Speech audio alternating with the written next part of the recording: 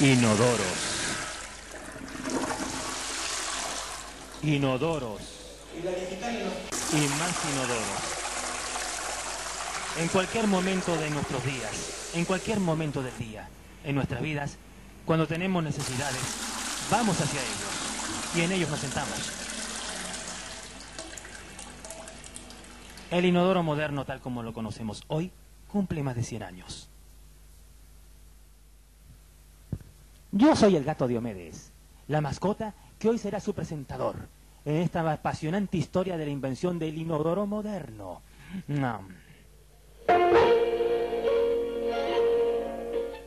Muchísimo tiempo atrás, antes de que Buenos Aires exista como ciudad, las antiguas civilizaciones romanas y griegas tenían en sus baños públicos primitivos inodoros o letrinas sin divisiones como hoy lo conocemos. En ese lugar y en esa época la gente hacía sociedad ahí discutiendo de un montón de temas, entre ellas la política. No olvidemos que en las viejas cortes europeas, el rey Luis XIV, por ejemplo, cumplía sus necesidades sentado en un inodoro portátil rodeado de miembros seleccionados de su corte, con los cuales discutía los temas de Estado. Buenos Aires, en sus viejas épocas, tuvo que afrontar la necesidad de resolver estas cuestiones y por mucho tiempo el famoso agua va regó las calles porteñas. El virrey Bertis, siempre sensible a los problemas urbanos, tuvo la intención de procurar salubridad mediante una prohibición de arrojar basuras y aguas de letrinas a los barrizales. Lamentablemente no tuvo éxito, y el lugar que hoy se conoce como Plaza de Mayo era un barrizal lleno de desperdicios que se pudrían bajo el sol. Recordemos que en esa época el agua era del Río de la Plata y lo abastecían los aguateros, o de los pozos hechos especialmente para recoger agua de lluvia. En las casas, el excusado llamado común se encontraba en uno de los patios más alejados, esto en las casas de cierta importancia, mientras que en otras, hay planos que así lo demuestran, el citado común, también colocado en el patio, estaba en un lugar muy alejado, en un corral, o con las habitaciones más privadas como el dormitorio de los habitantes. Ya a fines del siglo XVIII hubo intentos de establecer sistemas de provisión de agua más adecuados. Después de 1810, el ingeniero inglés Santiago Babans estudió y realizó un plan para poder abastecer de agua a la población. Lamentablemente, los avatares políticos de la época impidieron su puesta en práctica. Ya por 1829, el ingeniero Carlos Enrique Pellegrini, saboyano de origen, propuso la creación de un sistema de bombeo y distribución de agua extraída del río que tampoco se realizó.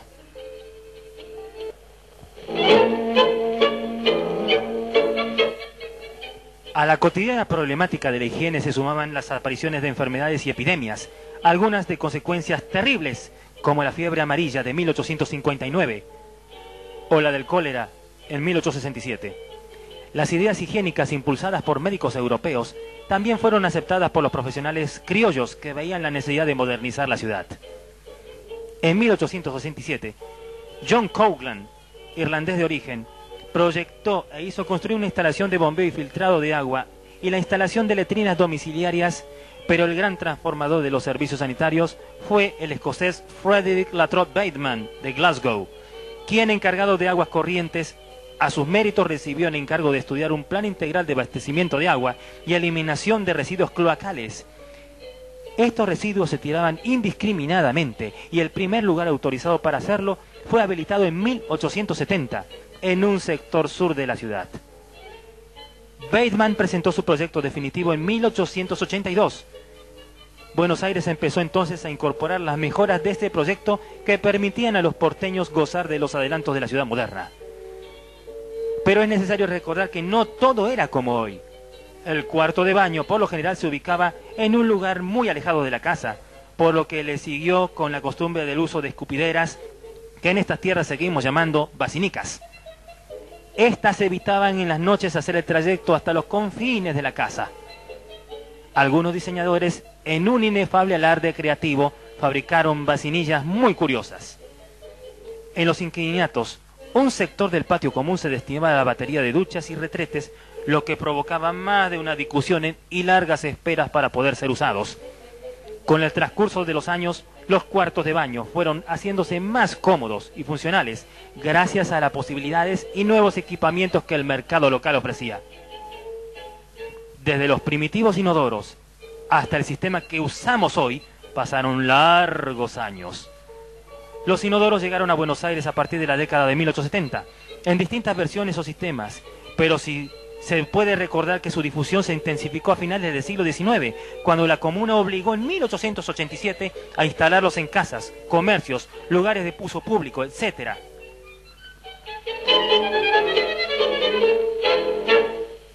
El bidet, tan común entre nosotros, pero inventado en Francia, así como sofisticados sistemas de ducha, fueron llegando a las casas de la ciudad. Estos artefactos importados, durante muchos años, también fueron una preocupación para la industria nacional, que, con los adelantos propios de toda tecnología, también fueron incorporados a ella. También las grandes tiendas como Gat y Chávez vendían líneas completas de artefactos para baño, como calentadores, bidets portátiles, etc. Parafraseando el viejo adagio, mucha agua ha pasado bajo los inodoros, los bidets, los lavatorios y las bañeras porteños. Hoy casi no reparamos al abrir una canilla o apretar el botón del inodoro o tirar la cadena, como solemos decir a veces. En todo el esfuerzo y trabajo que se invirtieron para hacernos la vida más fácil. Pero hablando en serio, ¿usted ha pensado cuánto desperdiciamos de agua realmente cuando nos bañamos, o un inodoro cuando pierde agua, o una canilla mal cerrada? ¿Ha pensado alguno de ustedes dónde van todos estos desperdicios y residuos cloacales? Nosotros tenemos desgraciadamente el río más contaminado del planeta, el Riachuelo.